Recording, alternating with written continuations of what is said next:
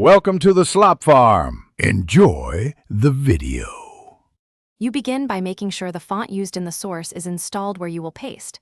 Otherwise, the system will substitute. Once confirmed, select the precise text range, include trailing spaces or paragraph marks if needed, because formatting can live on those characters. Next, copy using the application's native command, Ctrl+C or Edit Copy. Do not use plain text tools or intermediaries. Keep the clipboard in rich text mode so the font, size, and styles travel with the content. Once done copying, choose the paste option that preserves formatting. In most desktop apps, use Paste Special and Pick, keep source formatting, or use the Format Painter to transfer styles between objects. In rich editors, opt to paste as RTF or HTML so font family, size, and weight remain intact.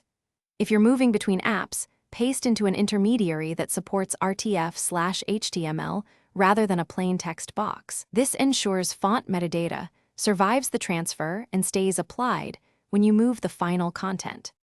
To finish, inspect the pasted text. Check font family, size, line spacing, and paragraph style to confirm match.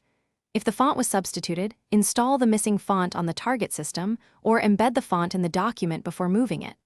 As a last resort, export or save as PDF to lock the appearance. If you work in design apps, duplicate the text layer or import/export style definitions. Quick tip: when things go wrong, missing fonts are the usual culprit. Install or embed them first. Thanks for watching. Consider subscribing if we helped you today.